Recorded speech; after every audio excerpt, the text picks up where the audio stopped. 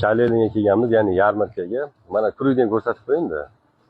Mana bu yerda ham bizni Quva markazidagi Husan hoji ota mana va santexnika qurilish mollari do'koni bor ekan. Bu yer qotiradigan ekan, pulli ijaraga beriladigan. Bu yerga kafeteriyalar turli xillari, plastik idishlarning turli xillari bor ekan, ventilyatorlar bor ekan mana.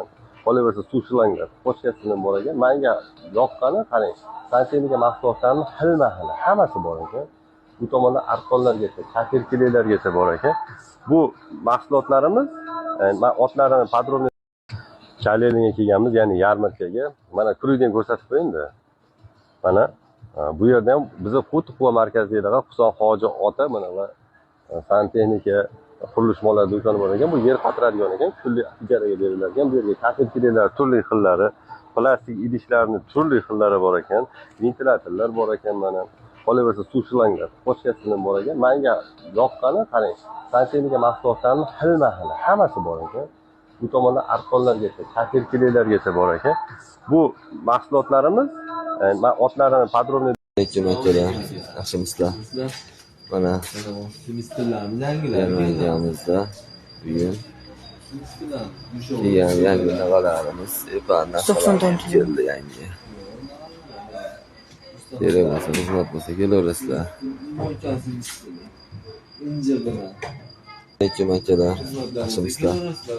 Mana yarmarkamizda bugun Royal bor. kelgan yangi navalarimiz narsalarimiz keldi yangi. Kerak bo'lsa, xizmat Assalomu alaykum akalar. Yaxshimisizlar? Mana bu semestrlarimiz yangilari keldi mana. Semestrlarimiz dushovoy stoykalari. 90 tonnali. Mustahablari. Mo'ykasini inja bilan. Xizmatlar bo'lsa kelaverasizlar mana. Aristollarimiz bor. Zifler bor, Epa bor, Royal bor, Rusullari bor. Mana bundan ishlaydi mana. Naqalarga ishlaydi. Mana xaladelliklarimiz ham keldi akalar, ukalar. Kimga xaladelliklar kerak bo'lsa mana 3,5 million so'm. Arzongina. Mana kattasida.